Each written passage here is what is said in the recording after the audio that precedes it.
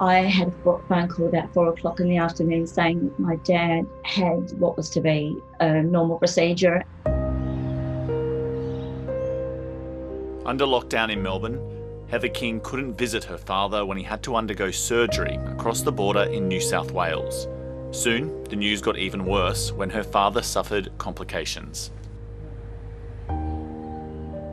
They rushed him into intensive care and received a phone call at 2 o'clock in the morning that he had actually passed and didn't make it. Heather and her partner, Kevin Serup, have had to fill out a form requesting permission from the New South Wales government to cross the border. Never in our wildest dreams would we think that we would have trouble getting to New South Wales. Heather has been given permission to travel, but she's only allowed to spend 30 minutes at her father's funeral. She's not allowed to spend time with her family away from the service. Kevin has been fighting to still get permission to go with her, because he's not considered what's called a first-degree relative under the new border restrictions. It's just been incredibly frustrating. It's just this feeling of it doesn't matter what we do, it's just falling upon deaf ears. Heather suffers from chronic health issues, and her doctor has written a letter stating that due to her constant pain and intense fatigue, she can't make the journey without Kevin. The whole week I've just been uploading document after document of supporting evidence. There was a letter from the hospital.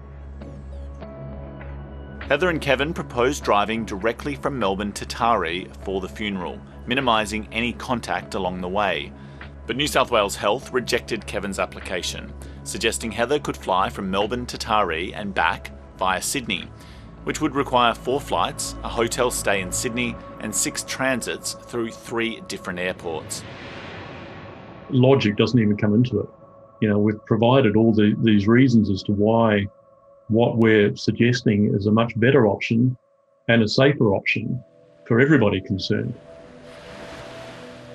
Heather says a bureaucratic battle was the last thing she needed while mourning her father's death. It's very hard. It's traumatic because we're so close, and I, like everybody else, adored my father. He was amazing. And just not being with my mum has been so difficult. Currently, every state and territory in Australia has different rules governing who can cross their borders, but border restrictions can only be imposed for limited reasons, and the High Court could be asked to rule on their legality. The current doctrine of the High Court is to apply what they call proportionality, and that means you weigh, on the one hand, the health or safety objective, and on the other hand, the importance of keeping state borders open. The biggest factor will be the nature of the expert evidence about how much you achieve by shutting a border. From a purely epidemiological perspective, it's not proportional. Response because epidemiologically people going from like type areas seems reasonable. Professor Mary Louise McLaws advises the World Health Organization on COVID-19 and says although the nation has to be cautious, states and territories can also be creative. We are a clever nation and we can develop apps or tracking systems to ensure that bad behaviour doesn't ruin it for the majority of people.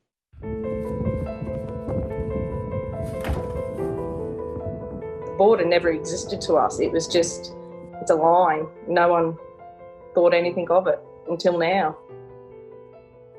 Tim and Mel Garrett live on the outskirts of Tenterfield in northern New South Wales, right up against the Queensland border. They can legally cross the border, but only up to a certain distance, in what's called the bubble. It's just time-consuming, confusing, and like the town's been through a lot. We had all the bushfires, we've had the massive drought, and we've just struggled through all that. It's just a real kick in the guts.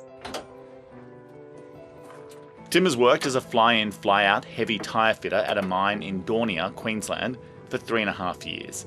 But Daunia is outside the travel bubble, so Tim hasn't been able to get to work for 3 weeks. Currently having to use my annual leave I'm having to take it with leave without pay for every second pay. So we've got to be very tight with money. To get back to work, Tim has been told to leave the travel bubble and fly from Lismore to Sydney and then to Brisbane. He will need to quarantine at his own expense, around $3,000, for 2 weeks before being allowed to go to Dornier. I do the job I do to earn good money and create a good life for my family. And to do that and not be able to see my family, it's a bit of a kick in the teeth. All because of a 15-minute drive.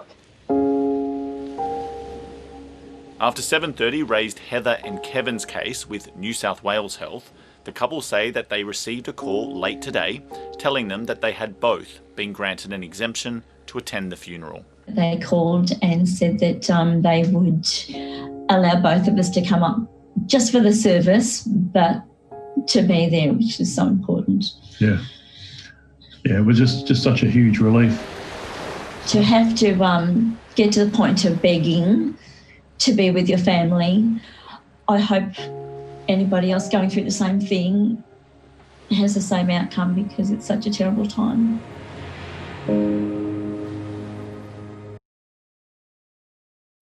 Hi, I'm Lee Sales. Thanks for watching this story. If you'd like to watch more of 730's stories, they are on the left of your screen. And tap on the button below to subscribe and get the latest from ABC News.